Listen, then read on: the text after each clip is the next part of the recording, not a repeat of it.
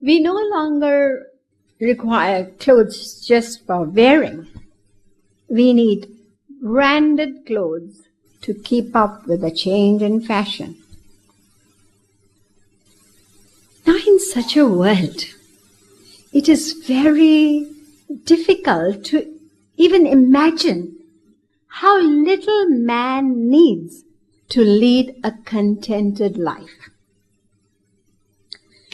Probably some of you must have read the story, a very beautiful story by the Russian writer Leo Tolstoy. There is a story of a man who went to a remote village in Russia. He gifted the villagers with some money and gifts and everything, and they asked him, "What do you want in return?" He said, "I want land." He ended up with 13,000 acres of land, came back and told his friend about it, and his friend thought, "I must go there as well." So he went to this same village. He received the same welcome. He went with 1,000 rubles or something, Russian currency, and gave gifts. And when the villagers asked him, "What do you want?" "I want your land." "Definitely. You come back early morning tomorrow, and as much land that you can cover through the day, it will all be yours." "What do you mean?" "We'll let you know. Come back tomorrow, and we'll explain to you." This man was back to the village. He couldn't sleep all night, imagining all the land he would get. And he reached there before sunrise. The villagers handed him a spade, and they said to him, "Take the spade with you, start walking, and dig the earth wherever you turn, so that we know that this land belongs to you. You have walked that way." Right? But one thing is there. You have to come back to this village by sunset. Make sure about that. "No problem, I'll do that." He started walking. He took a little food, some water with him, started walking, and he started jogging, and then he started running. He was so desperate. "I'm going to have more than my friend." He was running. His mind totally fixed on the land, the would-be land he was going to acquire. And suddenly he looked at his watch and he saw it was 4 o'clock in the evening. "Oh my God, I have to get back there." So he turned around, and you can imagine, all day he's been moving towards the other side, and now he has to come back to the same place. This man ran, so desperate, because if he couldn't get back to the village, all his efforts were going to be futile. So he ran to his utmost, and he reached near about the village, and "I am there." He could hear the villagers cheering.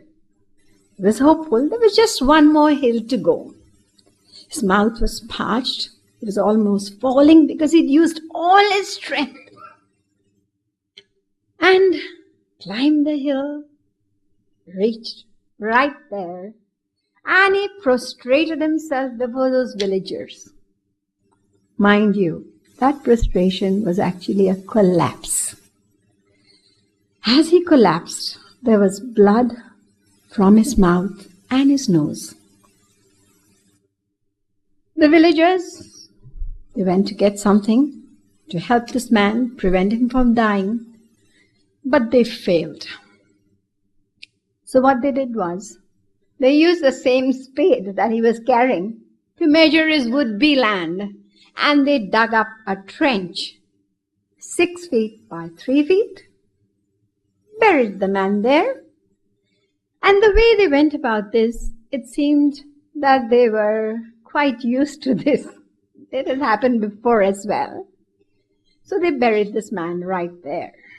The lesson behind this is, how much land does a man need? It was that little trench, 6 by 3. That is all that is needed. And from there, Just imagine our present position.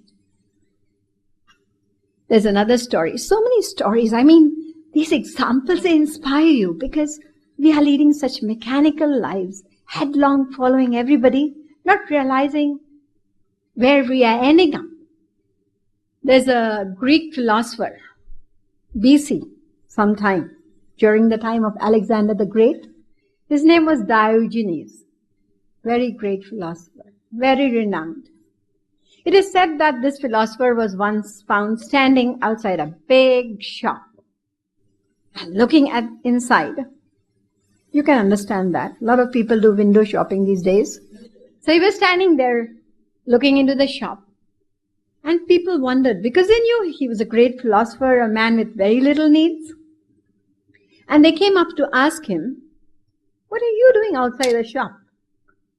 He said, "Well, I'm just counting the number of things I can do without."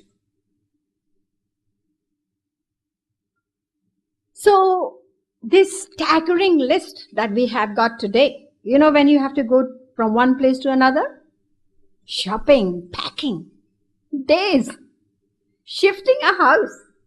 I don't have to say it, but it's there. So, physical needs, emotional needs, intellectual needs, social needs. Where does God figure in this staggering list? There is the spiritual need is getting to be acknowledged lesser and lesser and lesser. In this world which doubts the existence of God,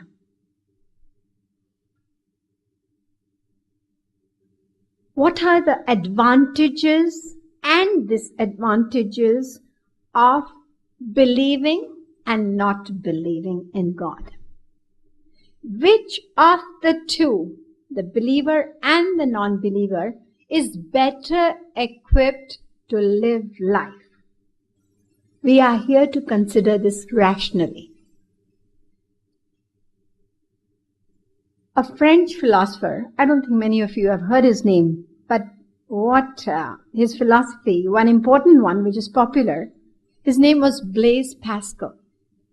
And his bet and wager argument concerning the existence of God is fantastic, very popular. You know what he said? He said, suppose God did not exist and you believed in him. You don't lose anything, do you? And suppose he exists and you believe, you are benefited. And suppose he does exist and you do not believe, then you are not only a loser, but because you are not going to accept those eternal divine laws, we will end up being punished. And after that, every human being, why me? Why me? We have that question, don't we? Sometime in life. But it is probably due to this. So let us find out for ourselves, looking into the book of life. Most people live life with their eyes closed. So today we are going to open them because we are too busy. Have you seen a sunset? Sunset, especially seaside. I'm sure sometime or the other you've been for a holiday. Doesn't matter if you're a Delhiite, you've been to the seaside sometime. A sunset on a seaside is a very spectacular sight. You see that big red ball in the evening when it's setting, it's a big ball of red. And you see the sun gradually sinking into the sea, disappearing from your sight.